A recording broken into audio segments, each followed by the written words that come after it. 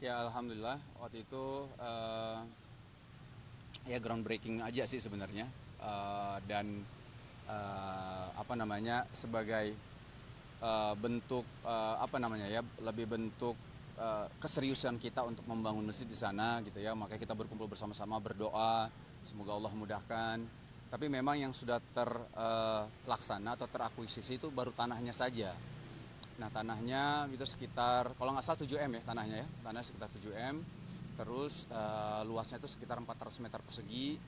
Nah pembangunannya itu membutuhkan dana sekitar 32 m. Nah kalau nggak salah udah terkumpul berapa belas m gitu kalau nggak salah, saya lupa, nanti coba saya cek lagi ya update-nya. Cuman berapa belas m yang sudah terkumpul, alhamdulillah. Tapi masih panjang memang perjalanan, cuman lebih cepat memang lebih baik. Dan kemarin dari Cinta Quran yang menginisiasi ini sebenarnya bilang sama kita di grup ya bahwa memang untuk donasi memang terjadi penurunan ya untuk pembangunan masjid. Makanya kita mau ngajak teman-teman lagi untuk lebih semangat lagi berdonasi untuk bangun masjid, karena sebenarnya banyak hal yang bisa kita dapatkan ketika kita berdonasi di proyek akhirat ini. Kenapa? Karena pertama di Jepang masjid itu sangat jarang, itu satu. Terus kedua, di sini bukan hanya masjid tapi juga jadi di sini tuh Islamic Center, tempat ibadah ada. Terus di sini juga ada tempat apa namanya ya, para orang-orang Jepang yang ingin mengenal tentang Islam ya, tempat dakwah juga di sini. Di situ juga ada studio untuk ya mungkin podcast atau apapun ya, studio media lah, kita bilang media untuk di Islamic Center tersebut. Ada daycare buat penitipan anak-anak di sana juga ada. Jadi banyak hal ketika sudah di sana tuh banyak yang bisa kita dapatkan secara pahalanya. Nah Ustadz tuh berkali-kali bilang sama kami, sering ya, dan banyak ustadz sebenarnya menyampaikan bagaimana kita tuh bisa di waktu yang singkat ini kita bisa beramal yang tepat gitu loh. Artinya kita nggak tahu waktu kita, umur kita di dunia ini berapa lama, tapi bagaimana kita bisa mencari amalan yang tepat untuk akhirat kita gitu. Jadi ini salah satu peluang untuk kita semua, teman-teman semua, bapak ibu semua, ada satu proyek akhirat yang dimana nanti insya Allah mudah-mudahan kita bisa kecipratan dari sini untuk mendapatkan pahala yang besar di akhirat nanti insya Allah. Mas, targetnya tadi berapa miliar? 32. 32 baru terkumpul 11 ya terakhir ya? Bukan, lebih kayaknya. Lebih ya? Saya lupa, mungkin 15 mungkin, lupa saya. Kalau untuk luas tanahnya sendiri berapa? 400 meter persegi. 400 meter. Tapi nanti dibangun berapa lantai saya lupa ya. Itu donasinya dikumpulkan dari seluruh dunia atau memang Seluruh dunia bisa. Cuman kan target kalau misal kami kan dari mungkin sebagian orang-orang Jepang dan orang Indonesia. Tapi dengan kita menggunakan media sosial ya, kita berharap bukan hanya Indonesia dan Jepang saja yang mencoba untuk berdonasi. Mudah-mudahan di seluruh dunia yang bisa melihat ini ya bisa ikut andil juga untuk berdonasi insya Allah. Mas, itu ditargetin nggak sih sampai berapa lama? Ada targetnya nggak? Sebenarnya targetnya tuh mau akhir Desember ini kekumpul semua. Targetnya ya, targetnya pengennya akhir Desember kita kumpul kembali, donasi sudah terkumpul, kita ketemu di sana lagi. Itu kan bentuk apa namanya ya, keseriusan kita lah insya Allah. Temu kita sebagai tanda bahwa kita ingin bangun nih masjid gitu kan. Dan memang sangat transparan, dana terkumpul berapa segala macam gitu, itu insya Allah transparan sekali. Kalau itu ide awalnya dari siapa sih Mas? Mungkin Saya kurang tahu karena bukan saya ya, inisiasi bukan. Saya hanya mensupport saja sebenarnya. Jadi poinnya ada kita bilang pengurus pengajian di Jepang lah, di Yokohama. Habis itu ketemu sama Cinta Quran. Nah Cinta Quran Foundation ini yang menginisiasi sebenarnya kalau menurut saya. Nah akhirnya bersama-sama lah untuk bikin satu proyek untuk bangun masjid di Yokohama. Masjid Indonesia pertama. Masjid Indonesia katanya pertama. di Yokohama kan luas ya, tapi baru ada satu masjid ya di sana ya. Enggak, bukan satu masjid, ada beberapa masjid ada. Cuman kalau yang pertama tuh Masjid Indonesia.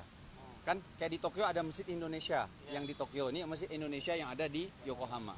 Tapi bukan hanya orang Indonesia yang boleh masuk ya. Semuanya bebas boleh masuk. tapi masyarakat Indonesia sendiri seberapa banyak sih yang ada di Jepang sendiri? Banyak, cukup banyak loh. Pertama waktu itu kita ketemu, saya pernah wawancara waktu itu sensei atau guru ya, kita bilang ustadz lah ya. Sensei dari Jepang, itu ada dua, astagfirullahaladzim, saya lupa ya. Pokoknya ada 2 sensei, ada dua ustadz yang kami wawancara, interview atau di podcast, dan beliau bilang bahwa pertumbuhan Muslim di Jepang itu begitu pesat gitu ya. Jadi orang Jepangnya yang bertumbuh pesat masuk Islam di sana tuh banyak sekali gitu. Nah tapi kalau misalnya dibanding masih minoritas memang gitu. Nah kalau dibilang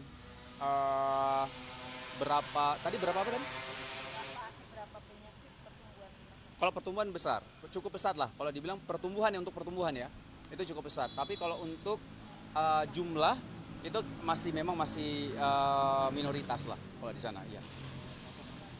Tentang ini dong, Shiren suka bikinin cemilan nih buat Mas Wisnu. Ah. Anak-anak itu emang sudah apa namanya setiap hari atau emang ada jadwal-jadwal atau seperti apa, Pak? Ya, Shiren memang kan belajar bikin kue, masak gitu ya.